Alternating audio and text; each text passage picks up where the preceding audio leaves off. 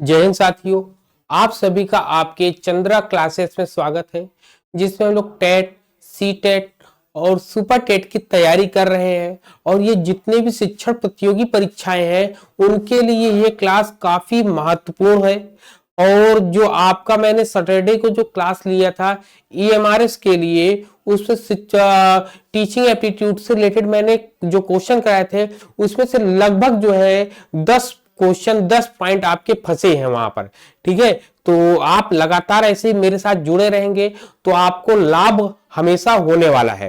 ठीक है, तो आज हम लोग जिसकी बात करेंगे, आज हम लोग उसी टॉपिक के आगे, कल हम लोगों ने बात करता शिक्षण की अवस्थाओं की जो मुख्य क्रियाएं होती हैं उनके बारे में जाना था, क्योंकि एग्जाम में उससे भी प्रश्न आपके पूछे जाते हैं। अब हम लोग बात करें शिक्षण के स्तर की, बात करेंगे लेवल्स ऑफ टीचिंग की बात करेंगे, जिसमें आपके स्मृति स्तर, बोध स्तर और चिंतन स्तर के बारे में हम लोग डिस्कस करने वाले हैं। ठीक है, तो चलिए हम अपने टॉपिक की तरफ चलेंगे सबसे पहले। ठीक है, चलिए तो हम लोग सबसे पहले बात करेंगे किसके, हम लोग बात करेंगे सबसे पहले शिक्षण के स्तर की बात करेंगे। तो शिक्षण के स्तर, लेवल्स ऑफ टीचिंग की बात करेंगे। तो इसमें कहता है कि शिक्षण जो है क्या होती है, तो शिक्षण जो है शिक्षण अधिगम की क्रियाओं को संपन्न करने के लिए जो सुव्यवस्थित प्रक्रिया होती है। क्या? कक्षा में शिक्षण प्रक्रिया को संचालित करने के लिए जो हम पहले से फॉर्मेट तैयार करते हैं उसी के आधार पर, तो उसी को हम लोग क्या करते हैं, कोई एक प्रमुख उद्देश्य होता है। भाई क्लासरूम में जाते हैं पढ़ाने के लिए, तो पढ़ाने का कोई ना कोई पर्पस होता है कि भाई किसकी तैयारी करा रहे, किस लिए करा रहे, कहां से करा रहे। ठीक, तो ये सब पॉइंट है। तो इतने पॉइंट आपके यहां पर आ जाएंगे कि कहेंगे शिक्षण का स्तर क्या होता है, तो कहेंगे शिक्षण एक ऐसी प्रक्रिया है जिसमें जो है कक्षा में जाने से पहले उसके उद्देश्य निर्धारित कर लेते हैं और कक्षा में वहां पर पूरी की पूरी प्रक्रिया को संचालित करते हैं। कहते हैं कि शिक्षण तभी प्रभावशाली होता है, कब प्रभावशाली होता है, जब उसके उद्देश्य स्पष्ट हो। मतलब उद्देश्य एकदम स्पष्ट है कि भाई आप एसएससी की तैयारी कर रहे हो, सीटेट की तैयारी कर रहे हो, किस चीज की तैयारी कर रहे हो। ठीक, तो वहां पर शिक्षक जो है उपयुक्त विधियों का और साधनों का प्रयोग कर, मतलब टीचर के पास, टीचर के तर्कस में कई बाण होते हैं, लेकिन किस बाण को किस क्लास में चलाना है ये वहां की परिस्थितियों को देखकर पता होता है। ठीक है, तो कहते हैं कि शिक्षण प्रक्रिया में सबसे मुख्य जो बिंदु है वो पाठ्य वस्तु है, कंटेंट है। कंटेंट जितना बेहतर, जितना सटीक होगा वो क्लास के लिए उतना ही इफेक्टिव माना जाएगा। ठीक, कहते हैं कि बिना पाठ्य वस्तु के शिक्षण की कल्पना नहीं की जा सकती। बिल्कुल सही बात है। कहते एक ही पाठ्य वस्तु को विभिन्न शिक्षा परिस्थितियों में विचारहीन से लेकर विचारपूर्ण तक ले जाया जा सकता है। मतलब कि कोई एक कंटेंट है उसको जो है निर्जीव पड़ा हुआ है, उसको सजीव कैसे करना है क्लासरूम में, ये टीचर के ऊपर डिपेंड करता है। ठीक है, इसी कारण कहते हैं कि शिक्षण की प्रक्रिया को एक सतत क्रम के रूप में देखा जाता है, जिसे निम्नलिखित 3 स्तरों में विभाजित किया गया है। अब इसके 3 स्तर आपको पता है। 3 स्तर इसके कौन कौन से हैं? ठीक है, सबसे पहले क्या होता है, स्मृति स्तर। स्मृति स्तर जिसको बोलते हैं मेमोरी लेवल, मेमोरी लेवल होता है। दूसरा क्या होता है, बोध स्तर होता है। क्या है, बोध स्तर होता है, जिसको अंडरस्टैंडिंग,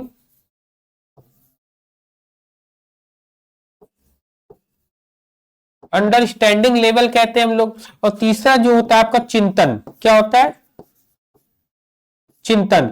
चिंतन स्तर में क्या होता है, ये रिफ्लेक्शन होता है। क्या होता है,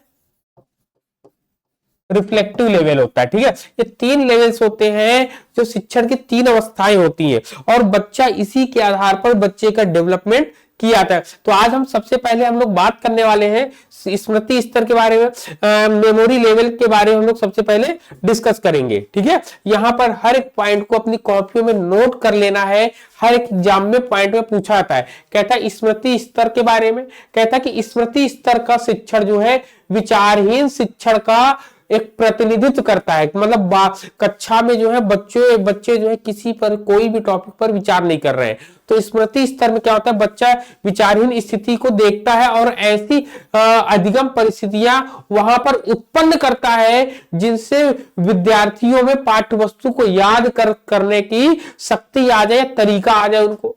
इस स्तर पर क्या होता है, बच्चे रटते हैं, प्रत्यास्मरण मतलब रिकॉल करते, रिपीट करते हैं, अभिज्ञान मतलब अपने ज्ञान को अपने अंदर अर्जित करते हैं। इन 3 पॉइंट पर ज्यादा बिंदु पर ध्यान दिया गया है।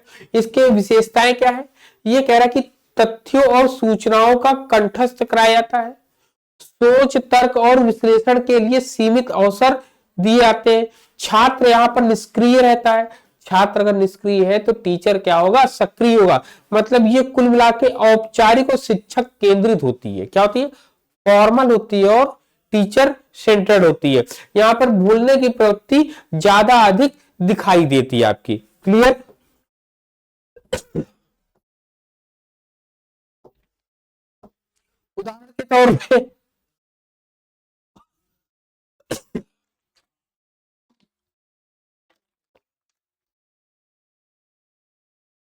उदाहरण के तौर पे आप देख सकते हैं कि स्मृति स्तर पर प्रभावी शिक्षण के उदाहरण क्या है, कविता को याद कराना है, या पहाड़े या गिनतियों को बच्चों को याद कराते हैं, संस्कृत के रूप में धातु को जो हम याद कराते हैं, पठति पठता पठन्ति पठान पठाओ पठाओ पठासी पठाओ पठा।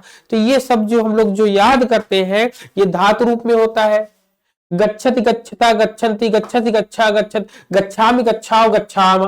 ठीक, तो ये सब जो हम लोग याद करते हैं ये संस्कृत के धातु रूप होते हैं। ऐतिहासिक तिथियां जो होती हैं और घटनाएं होती हैं कि भाई शिक्षा के क्षेत्र में जब देखते हैं कि हमारे भारत में कितनी शिक्षा नीतियां आई हैं, तो हम कह सकते हैं हमारे भारत में 3 शिक्षा नीतियां आई। सबसे पहला 1968, दूसरा 1986, तीसरा 2020 में आया है। ठीक है, पूछा और तो इसको सन में याद करना, जो ऐतिहासिक घटनाएं होती है इसको याद करना है ना। फिर कहते हैं कि भाषा में वर्तनी और शब्दार्थ याद करने हैं, व्याकरण के नियम याद करने हैं।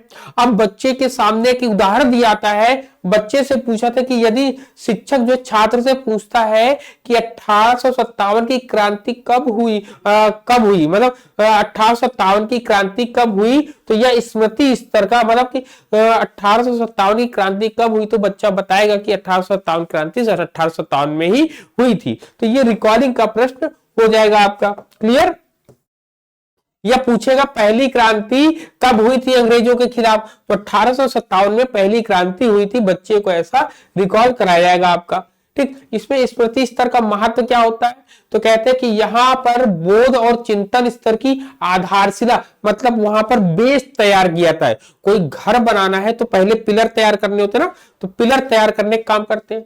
कहते हैं स्मृति स्तर के शिक्षण के प्रतिमान की बात करेंगे तो यहाँ पे हार्वर्ड का नाम आएगा। इसमें जो है सबसे पहला उद्देश्य जिसमें कह रहे हैं मानसिक क्षमताओं का विकास करना, तथ्यों का ज्ञान देना होता है। फिर सीखी हुई सामग्री को याद किस तरीके करना है यहाँ पर बताते हैं। फिर कहते हैं तथ्यों का प्रत्यास्मरण करना, रिकॉल करने की बात यहाँ पर करते हैं हम लोग। क्लियर। हर्बर्ट स्पेंसर की पंचपदी प्रणाली आती है आपकी। क्या आती है, हर्बर्ट स्पेंसर की पंचपदी प्रणाली आती है, जिसमें सबसे पहले प्रस्तावना या तैयारी आती है, दूसरा आपका प्रस्तुतिकरण आता है, डेमोन्स्ट्रेशन आता है, फिर प्रस्तुतिकरण करते हैं हम लोग, फिर इसके बाद क्या है तुलना एवं संबंध हम लोग देखते हैं, फिर निष्कर्षों का सामान्यीकरण और अंत में प्रयोग और अभ्यास करते हैं। इसके लिए एक बेहतरीन एग्जांपल आपके सामने है कि गणित में पहाड़ा पढ़ाते समय बच्चे के सामने प्रस्तावना रखते हैं, फिर इसके बाद उदाहरण देते हैं, उदाहरण देने के बाद उसकी तुलना करते हैं, तुलना के बाद नियम बन जाता है, नियम के बाद वो अभ्यास करना शुरू कर देता है। क्लियर है। चलिए बी हो गया। बी के सी वाला सामाजिक प्रणाली, सोशल सिस्टम हम लोग देखते हैं। ठीक, जिसमें कह रहा है कि शिक्षक अधिगम सक्रिय, शिक्षक जो है अधिक सक्रिय और प्रभुत्वशाली होता है। शिक्षक जो है पाठ्यवस्तु प्रस्तुत करता है और छात्र श्रोता की भूमिका में रहता है। ये किसमें है, ये जो है मेमोरी लेवल में होता है। शिक्षक को आदर्श के रूप में यहां पर देखा जाता है या माना जाता है। क्लियर।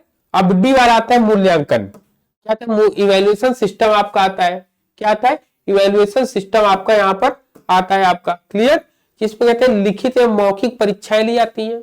यह वस्तुनिष्ठ प्रश्नों पर अधिक बल दिया जाता है और स्मृति, पहचान और प्रत्याय स्मरण पर यह आधारित होता है। अब इसके सुझाव क्या है? सुझाव कहता है कि सार्थक बनाया जाए। क्या? किसको? पाठ्य वस्तु को, कंटेंट को सार्थक बनाया जाए, मतलब उद्देश्यपूर्ण बनाया जाए। दूसरा कह रहा है कि विषय वस्तु को समग्र रूप में प्रस्तुत, संपूर्ण रूप में प्रस्तुत किया जाए और सामग्री सिस्टमेटिक वे से हो और अभ्यास कराया जाए। ठीक बात है।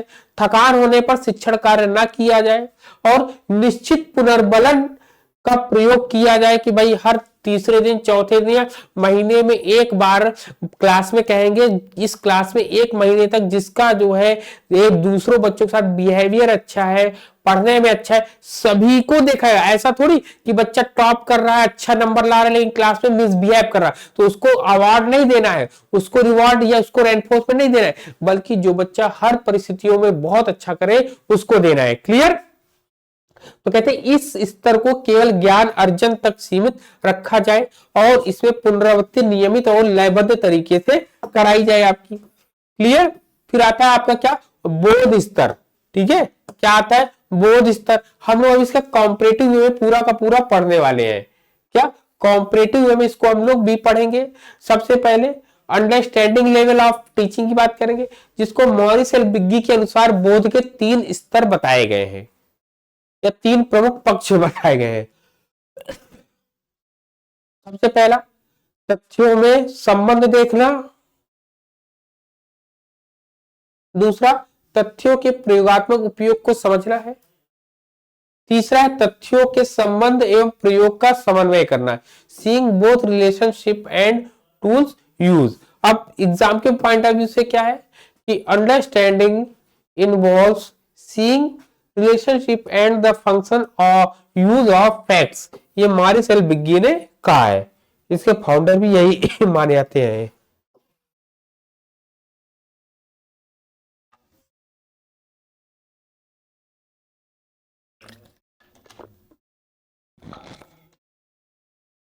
ठीक है? अब इसके बेस क्या होता है, आधार क्या होता है? आधार की बात करेंगे तो स्मृति स्तर के बाद ही यह स्तर संभव हो पाता है ना? स्मृति स्तर के बाद ही यह संभव हो पाता है। दूसरा कह रहा शिक्षण के प्रकार की, तो ये अर्थपूर्ण एवं उद्देश्य केंद्रित शिक्षण होता है। इसमें कहते हैं सक्रियता, इसमें क्या होती है? शिक्षक व छात्र दोनों सक्रिय होते हैं। फिर प्रमुख बल किस पर होता है? सूझबूझ और सामान्यीकरण से संबंधित होता है। कक्षा का वातावरण कैसा होता है? लोकतांत्रिक एवं संवादात्मक होता है आपका। और मूल्यांकन कैसा होता है? वस्तुनिष्ठ और निबंधात्मक, यहाँ पर इनका जो है मूल्यांकन किया जाता है। बोध स्तर शिक्षण के उद्देश्य क्या होते हैं?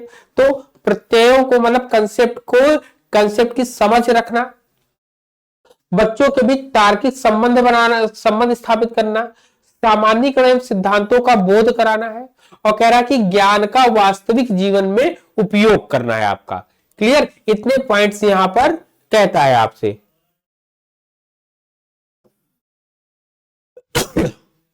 उदाहरण में गणित, जैसे गणित स्तर पर 1/2 1/4 की परिभाषा याद कराना, या इसको क्यों होता है परिभाषा, इन द सेंस इसके कंसेप्ट को समझाने की बात करा। अब मॉरिसन का बोध स्तर शिक्षा प्रतिमान, मॉरिसन ने जो बोध स्तर से संबंधित जो शिक्षा प्रतिमान दिया है, ये एग्जाम में आता भी है। ये एनटीए यूजीसी नेट के एग्जाम में भी बहुत ज्यादा डीपली पूछा जाता है। सबसे पहला उद्देश्य होता है फोकस, जिसमें प्रत्ययों का स्वामित्व, मास्टरी ऑफ कंसेप्ट की बात करते हैं। दूसरा कह रहा है संरचना, संरचना में 5 आते हैं। सबसे पहला एक्सप्लोरेशन आता है, ठीक, प्रेजेंटेशन आता है, असिमुलेशन आता है, ऑर्गेनाइजेशन और रेसिटेशन आता है। ठीक, तो ये इंग्लिश में याद करना आपको ज्यादा सही लगता है। क्या? सबसे पहले EPAOR, ऐसे आपको याद करना है। EPAOR क्या है? EPAOR, ठीक है? ऐसे आपको याद रख लेना है। तो इस तरीके से आप याद कर सकते हैं सिंथेसिस सिंटेक्स में। फिर सोशल सिस्टम में, सोशल सिस्टम में उन्होंने बताया कि शिक्षक व्यवहार का नियंत्रक देखा जाएगा, नियंत्रण। दूसरा, शिक्षक व छात्र दोनों सक्रिय है कि नहीं सक्रिय। फिर छात्र विचार व्यक्त करते हैं कि नहीं करते हैं। फिर आंतरिक व बाह्य प्रेरणा उपयोगी होती है आपकी, ठीक है। तो यहाँ पे सहायक प्रणाली और या मूल्यांकन देखते हैं, जिसमें मौखिक, लिखित, वस्तुनिष्ठ व निबंधात्मक मूल्यांकन उनका ही किया था, और प्रत्यक्ष स्पष्टीकरण पर बल दिया जाता है। इतने पॉइंट्स को यहाँ पर शो करके देखा जाता है। क्लियर है पॉइंट। चलते हैं अब नेक्स्ट। नेक्स्ट नंबर 5 है आपका, ठीक है। नंबर 5 आपके स्क्रीन पर आएगा। नंबर 5 है कि प्रत्येक सोपान का सरल उदाहरण मैंने यहां पर दे रखा है। सबसे पहले विषय क्या है, विज्ञान, जिसमें वाष्पीकरण हम बताएंगे। अन्वेषण में क्या होता है, कपड़े धूप में जल्दी क्यों सूखते हैं। प्रस्तुतिकरण करेंगे, शिक्षक बताएगा, वाष्पीकरण की परिभाषा बताता है। बच्चे आत्मसातीकरण करते हैं कि छात्र दैनिक जीवन से उदाहरण देते हैं, ठीक है। व्यवस्था क्या होती है, कारणों का क्रमबद्ध किया जाता है कि कौन किस कारण की वजह से क्या होता है यहाँ पर।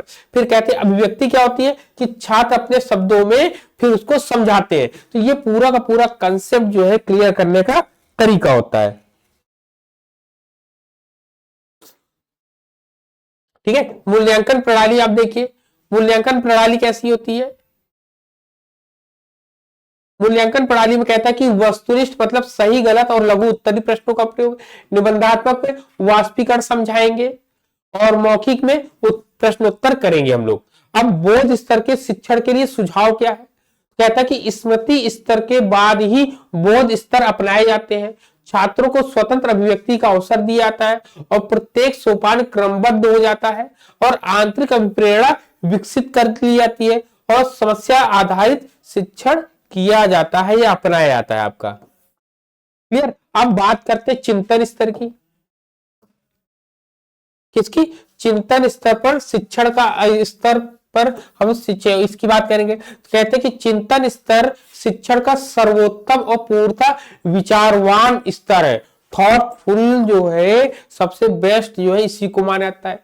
इसमें कहते हैं कि इस स्तर पर शिक्षण समस्या केंद्रित होता है। शिक्षण क्या है, समस्या केंद्रित होता है, और छात्र तर्क, चिंतन, मनन व कल्पना एवं सृजन के साथ माध्यम से नवीन ज्ञान की खोज करता है। तो यहाँ पे इसका की पॉइंट है, नवीन ज्ञान की खोज करना ही आपका जो है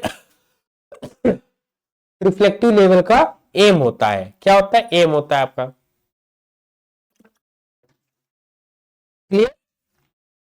कहते हैं कि इस स्तर पर स्मृति और बोध, कहते हैं इस स्तर पर स्मृति और बोध दोनों स्तर शामिल होते, निहित होते हैं। कहते हैं कि इनके बिना चिंतन स्तर सफल नहीं हो सकता है। ये पॉइंट याद रखना है कि भाई किसी को भी छोड़ा नहीं जा सकता है। सभी की अपनी अपनी भूमिका होती है, चाहे वो किसी भी कंडीशन में हो। आप किसी को भी अगर आपने निग्लेक्ट किया तो आपके लिए समस्याएं उत्पन्न हो जाएंगी। क्लियर। इसलिए किसी को भी निग्लेक्ट नहीं करना अपनी लाइफ में, ठीक है। अपनी लाइफ में कभी भी किसी को निग्लेक्ट नहीं करना है, किसी को छोटा नहीं समझना है, क्योंकि सबकी अपनी अपनी भूमिका है, सबके अपने अपने वर्क है आपके। देखिए शिक्षण का प्रकार समस्या केंद्रित होती है। ये जो है शिक्षण स्तर की जो प्रमुख विशेषताएं होती हैं, तो उसमें बता रहा कि शिक्षण का प्रकार कैसे होती है, वो प्रॉब्लम सेंटर्ड होती है आपकी। सोच का स्वरूप क्या होता है, आलोचनात्मक, मौलिक एवं सृजनात्मक होता है। आलोचना में क्या होता है, दूसरों की कमियां निकलती है और अच्छाइयां भी दिखती हैं। दूसरा, मौलिकता में खुद के द्वारा चीजों को हम देखते हैं और नई चीजों को बनाकर बताने का प्रयास करते हैं हम लोग। इसमें क्या कह रहा, छात्र की भूमिका, छात्र की भूमिका सक्रिय होती है भाई। पहले स्तर पे निष्क्रिय होती छात्र, दूसरे में एक्टिव रहता है, तीसरे में एक्टिव हो गया। ये स्वप्रेरित होती है, कोई इसको मोटिवेट नहीं करता कि नहीं तुम चलो आगे बढ़ो ना, और आत्मविश्वासी होती है।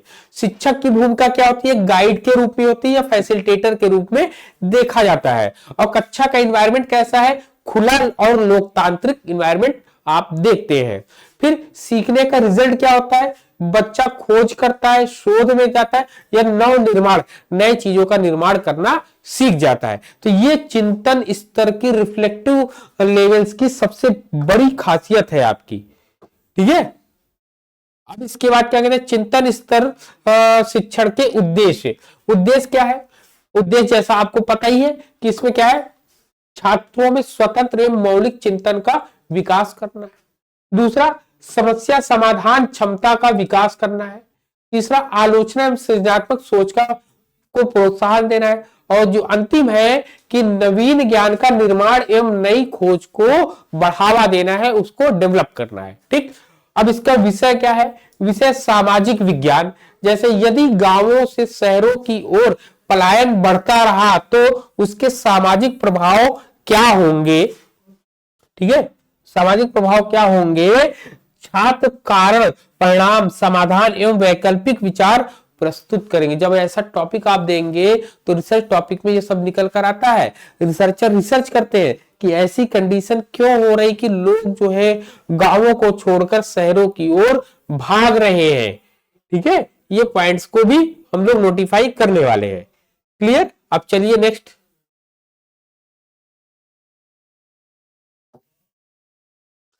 अब हम देखेंगे इसके प्रतिमान, ठीक है। हंट के अकॉर्डिंग हम शिक्षक प्रतिमान देखेंगे। सबसे पहले फोकस में क्या है? फोकस में कह रहे हैं कि मौलिक एवं स्वतंत्र चिंतन की बात करते हैं। दूसरा, समस्या समाधान के लिए आलोचनात्मक व सृजनात्मक चिंतन की बात करते हैं हम लोग। फिर इसमें सिंटेक्स जो आता है, सिंटेक्स से ही क्वेश्चन आपके ज्यादा बनते हैं कि समस्या परिस्थिति उत्पन्न करना होता है या उपकल्पना का निर्माण करना होता है आपका, या फिर चिंतन तर्क व मनन द्वारा उपकल्पना की पुष्टि करी जाती है, या उपकल्पना का परीक्षण एवं समस्या समाधान किया जाता है यहाँ पर, ठीक। फिर सोशल सिस्टम में क्या आता है? सोशल सिस्टम में खुला एवं स्वतंत्र वातावरण देंगे, छात्र स्वप्रेरित व क्रियाशील रहेंगे, और सहयोग, सहानुभूति और सामाजिकरण की परिकल्पना जागृत होगी आपकी। मूल्यांकन सिस्टम में हम लोग उनको निबंधात्मक मूल्यांकन करेंगे। उसमें क्या होता है कि उनकी सृजनशीलता के बारे में पता चलता है कि वो कितना ज्यादा गहन विचार कर सकते हैं किसी भी विषय पर। और समस्या समाधान, अभिवृत्ति एवं सृजनात्मक परीक्षण हम लोग करेंगे उसमें। क्लियर? चलिए इसको एक पॉइंट में देखते हैं। उदाहरण क्या कह रहा है कि प्रत्येक सोपान का सरल उदाहरण हम लोग देखेंगे, ठीक। जिसमें कहते हैं कि समस्या परिस्थिति ही होती है। समस्या परिस्थिति क्या है कि नदी का जल पीने योग्य क्यों नहीं रहा, तो उपकल्पना क्या होगी बनाएंगे कि कारखानों का अपशिष्ट इसका कारण हो सकता है। चिंतन व तर्क करेंगे, आंकड़े देंगे, अनुभव बताएंगे, समाचारों का विश्लेषण करेंगे। परीक्षण व समाधान क्या? वैकल्पिक उपाय, अपशिष्ट शोधन संयंत्र, कानून, अपशिष्ट संयोग मतलब कि जो खराब चीजें निकलती है उसको जो है फिल्टर करें और इसके लिए कानून बनाया जाए। तो ये आपका समाधान निकालते एक तरीके से ये चिंतन के बारे में, ठीक है, चिंतन स्तर में। अब इवैल्यूएशन के बारे में क्या कहते हैं इसमें कि चिंतन स्तर पर मूल्यांकन जो करना है वो किस तरीके से करना है। तो इसमें कहते हैं कि निबंधात्मक, समस्या आधारित और सृजनात्मक होता है। जैसे इसमें एग्जांपल आपको दिया है, समस्या आधारित जो है केस स्टडी, किसी एक विषय वस्तु पर जब हम अध्ययन करते हैं तो और लंबे समय तक अध्ययन करते हैं तो उसे हम केस स्टडी कहते हैं। क्लियर है? कहते चिंतन स्तर शिक्षण हेतु सुझाव क्या होंगे, तो कहते कि इसमें स्मृति व बोध स्तर का ज्ञान अनिवार्य होना चाहिए। दूसरा, समस्या वास्तविक एवं जीवन से जुड़ी हो। तीसरा, कक्षा वातावरण लोकतांत्रिक होना चाहिए। और चौथा क्या है, छात्रों को मौलिक सोच के अवसर मिलने चाहिए और शिक्षक मार्गदर्शक की भूमिका में रहना चाहिए। बिना शिक्षक के तो आपको आगे बढ़ना ही नहीं। एज अ कोच, मेंटर के रूप में टीचर को देखा जाता है यहाँ पर। अब देखिए तीनों स्तरों का एक बहुत ही, ये बहुत छोटा नमूना है आपके लिए, अभी बड़ा दिखाएंगे कि इसके कॉम्पिटिटिव में कैसे हम इसके बारे में जानेंगे। सबसे पहले सोच क्या होती है स्मृति स्तर पर, मेमोरी लेवल पर, तो ये विचारहीन होता है। दूसरा, बोध स्तर पर यह विचारयुक्त होता है और ये आपका पूर्णता विचारवान होता है।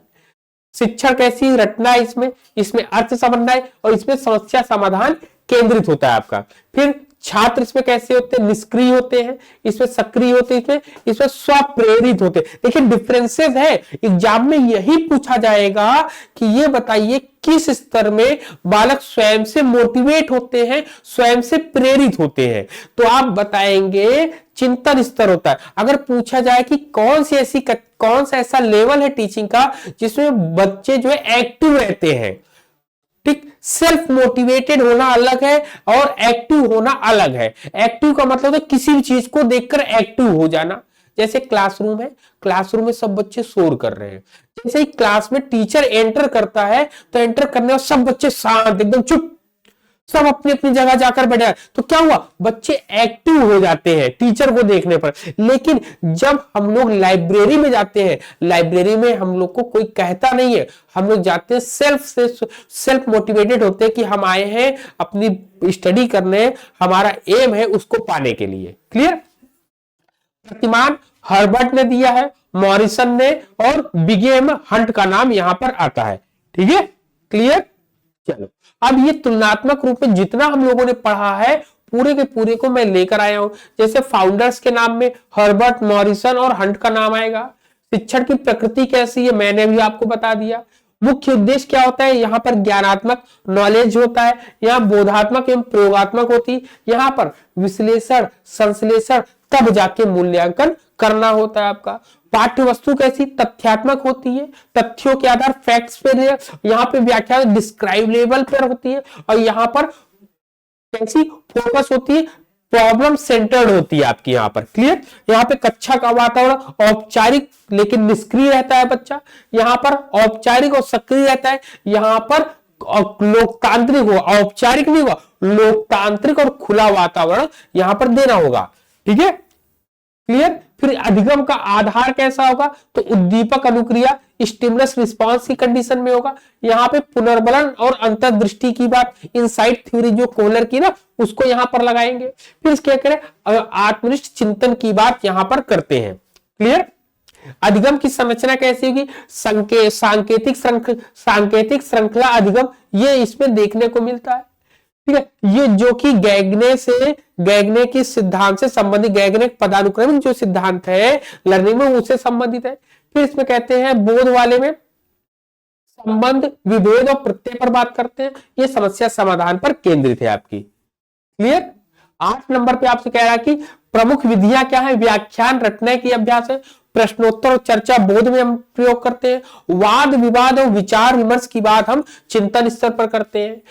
मोटिवेशन की बात करेंगे, यहां पर जो आपका मेमोरी लेवल में आपका बाहरी रूप से मिलता है, और जो अंडरस्टैंडिंग लेवल होता है उसमें बाह्य और आंतरिक दोनों मिलता है। लेकिन जो आपका रिफ्लेक्टिव लेवल होता है, रिफ्लेक्टिव लेवल में सदैव इंटरनल होता है, आंतरिक, कहते नहीं गुस्सा लगी होती है अंदर से, या किसी चीज को पाने की ललक होती कि नहीं मुझे करना है करना है करना है, आज नहीं तो कल, कल नहीं तो नहीं, करना है भाई, छोड़ दो सब कुछ, करना है तो करना है, बस माइंड में ये चलता है। जैसे कहते हैं जुनून होना, तो वो जुनून जो है हमें किसमें दिखाई, रिफ्लेक्टिव लेवल में दिखाई देता है आपका। फिर कहते हैं बुद्धि से संबंध क्या है, ये न्यून या ना के बराबर होता है, यहाँ प्रत्यक्ष संबंध दिखाई देता है, लेकिन रिफ्लेक्टिव लेवल में मौलिक एवं सृजनात्मक विकास हमें दिखाई देता है। फिर कहते हैं परीक्षण का प्रकार जब कभी मेमोरी लेवल पे हमें लिखित या मौखिक बच्चों का टेस्ट होता है, इसमें भी लिखित और मौखिक, लेकिन इसमें जो है आपका रिफ्लेक्टिव लेवल में ऐसे के रूप में देखने को मिलता है, या टिप्पणी लिखवाने को। परीक्षण की प्रकृति वस्तुनिष्ठ और प्रत्यास्मरण, वस्तुनिष्ठ और लघुत्तरी, और यहाँ पे डिस्क्रिप्टिव, क्योंकि सबसे ज्यादा अगर आपसे कहा जाए क्वेश्चन किससे बनने वाले हैं, सबसे ज्यादा इन दोनों से बनते हैं, अंडरस्टैंडिंग और रिफ्लेक्टिव लेवल, इन दोनों से ज्यादा क्वेश्चन आपको देखने को मिलेंगे। क्लियर। छात्र की भूमिका कैसी होगी, निष्क्रिय, सक्रिय, और आपको बता दिया मैंने। शिक्षक की भूमिका नियंत्रक, मार्गदर्शक और सहायक या प्रेरक के रूप में होती है। ठीक है, अब स्मृति स्तर की ये पूरी की पूरी हमने बता दिया। ठीक है, एग्जाम में जो एमसीक्यू में पूछे जाने वाले सीधे प्रश्न है कि which level of teaching is problem centred, तो रिफ्लेक्टिव होगा। सेकंड आप कह रहे कि Herbart model is related to, तो मेमोरी लेवल से होगा आपका।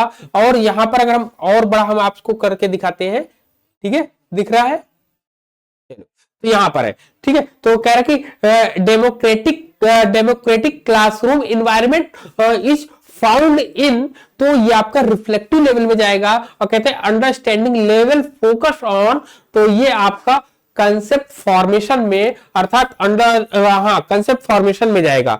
वन लाइन रिवीजन लास्ट में हम लोग देख सकते हैं कि मेमोरी में रोट होता है, अंडरस्टैंडिंग में मीनिंग होता है, और रिफ्लेक्टिव में प्रॉब्लम सॉल्विंग होता है आपका। क्लियर? प्रॉब्लम सॉल्विंग देखने को मिलता है। तो यहां पर पूरा का पूरा मैंने प्रयास किया है कि एक क्लास में आपको जो है लेवल्स, टीचिंग लेवल जो होते हैं उससे संबंधित ये जितने भी शिक्षण प्रतियोगी परीक्षाएं होती हैं उसमें भी पूछा था, और खास तौर से एनटीए यूजीसी नेट में तो इसके जो है को क्या आता है, मैचिंग करने के क्वेश्चन भी आते हैं। तो ये केवल सीटेट वालों के लिए नहीं है, ये सभी शिक्षक प्रतियोगी परीक्षाओं के लिए है, ठीक है। तो इसको जो है जितना आपको समझ में ना आए तो आप कमेंट सेक्शन में कमेंट करके जरूर बताइएगा, और कल आप को मैं ये कहकर जा रहा हूं कि कल आप लोग रिवीजन करके आइएगा, इसके क्वेश्चन बेहतरीन क्वेश्चन आपको देखने को मिलने वाले हैं, ठीक है। मैचिंग के भी मिलेंगे और भी ऑब्जेक्टिव ऐसे क्वेश्चन मिलेंगे जो अप्लाइड मोड में होंगे, ये नहीं कि सीधा रख दिया कि ये किसके वो किसके ना, बड़ा अप्लाइड मोड में आपको देखने को मिलने वाला है। तो कल की क्लास काफी दिलचस्प होने वाली है। चलिए कल फिर मिलेंगे हम लोग नए क्लास में, नई उमंग नई ऊर्जा के साथ। तब तक के लिए सभी को जय हिंद, जय भारत, जय संविधान।